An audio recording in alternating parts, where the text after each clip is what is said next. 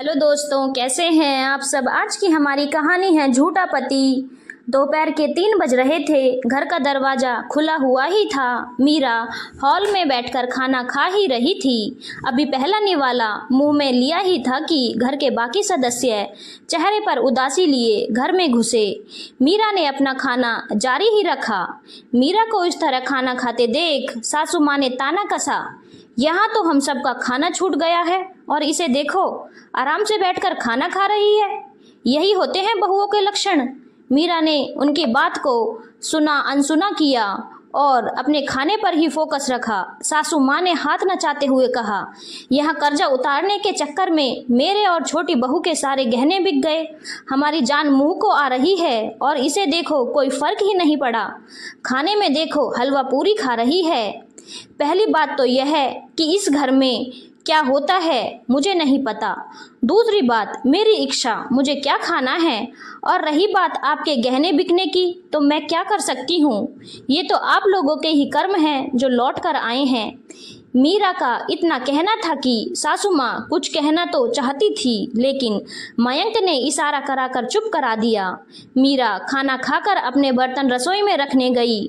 उसके बाद सीधे अपने कमरे में और वहां जाकर पलंग पर लेट गई। पलंग पर लेटे ही पिछले बातें उसके दिमाग में घूमने लगी। उस दिन सुबह से मीरा इधर से उधर दौड़े जा रही थी। मयंक भी अभी तक घर नहीं पहुंचे थे। मीरा बिल्कुल परेशान हो चुकी थी, लेकिन घर में किसी को भी इस बात से कोई लेना देना नहीं था। आखिर देवर ने सासू माँ की तरफ इशारा किया तो सासू माँ ने बेरुखी से कहा, हमने तो पहले ही कहा था फालतू के कर्ज लेने की जरूरत नहीं है। पर सुनता कौन है, रख दिए अपने गहने गिरवी। अब परेशान हो रहे हैं। बड़ों की बात नहीं सुनेंगे तो ऐसा ही होगा। एक बार तो मीरा के मन में आया कि जवाब दे दूं कि अगर आप साथ दे देती तो शायद यह नौबत नहीं आती, पर फिर चुप रह गई। एक तो वैसे भी दिमाग खराब हो रखा था और मयंक घर पर नहीं आए थे। ऊपर से घर में बैठे लोग साथ देने की जगह पर छींटाकसी कर रहे थे। खैर, मीरा ने ध्यान नहीं दिया। अभी भी उसके नजरें दरवाजे की तरफ ही लगी हुई थी। उसे इसी तरह छोड़ सबने शांतिपूर्वक अपना खाना खत्म किया और अपने कमरे में जाकर आराम करने लगे। थोड़ी देर बाद मयंक घर में आता हुआ दिखा, तब जाकर मीरा की जान में जान आई। मयंक के घर में आते ही वो सीधा मयंक के पास जाकर बोली, क्या हुआ मयंक, पैसों का बंदोबस्त हो पाया। मीरा का सवाल सुनकर मयंक बिल्कुल चुप रह गया। उसकी चुप्पी देखकर मीरा को एहसास हो गया कि पैसों का बंदोबस्त नहीं हो पाया है, पर मयंक की सुबह से भूखा प्यासा है। यह सोचकर मीरा ने उससे कहा, कोई बात नहीं, पहले खाना खा लो, फिर सोचते हैं क्या करना है। मैं पैसों का बंदोबस्त नहीं कर पाया, मयंक ने उदासी से कहा। एक बार को तो मीरा की आंखों में भी आंसू आ गए। फिर हिम्मत करके बोली, हम दोनों मिलकर इस समस्या का कोई ना कोई निदान कर लेंगे, तुम फिक्र मत करो, पहले खाना खा लो। कहकर मीरा रसोई में जाकर मयंक के लिए खाना लगाने लगी। खाना लगाते लगाते उसकी आंखों में आंसू आ गए। कितने प्यार से पापा ने वो गहने उसकी शादी में दिए थे। कुछ गहने तो मम्मी के थे जो उन्होंने खुशी खुशी अपनी बेटी को दे दिए थे। एक एक गहने से उसकी यादें जुड़ी हुई थी, पर पिछले साल मयंक के बिजनेस में घाटा पड़ जाने के कारण गहने गिरवी रखवा दिए थे, इस उम्मीद के साथ कि बिजनेस चल निकलेगा, पर ऐसा कुछ नहीं हुआ। उल्टा वो पैसे भी डूब गए, क्योंकि उसी बीच ननद सालू की शादी पक्की हो गई और जो पैसे बिजनेस में लगने थे वो उसकी शादी में खर्च हो गए। एक दो बार मयंक ने मना भी किया तो सासू माँ ने अच्छा खासा हंगामा खड़ा कर दिया था। थक हार कर मयंक को वो पैसे शादी में देने ही पड़े। अब नौबत यह थी कि ब्याज देने तक के पैसे नहीं थे। बैंक से 2 बार वार्निंग कॉल भी आ चुका था। कुछ समझ नहीं आ रहा था कि आखिर क्या करें। सासू माँ और देवर से मदद भी मांगी, पर उन्होंने साफ मना कर दिया, यह कहकर कि हमसे पूछकर कर्जा लिया था क्या, जब उन लोगों का काम भी अच्छा चल रहा था। खैर, खाना खाकर मीरा मयंक की थाली बाहर लेकर आई तो मयंक हॉल में नहीं था। दूसरे कमरे से कुछ आवाज़ें आ रही थी। वहीं टेबल पर रख वह कमरे की तरफ बढ़ी, पर वहाँ हो रही बातचीत सुनकर उसके पैर वहीं ठिठक गए।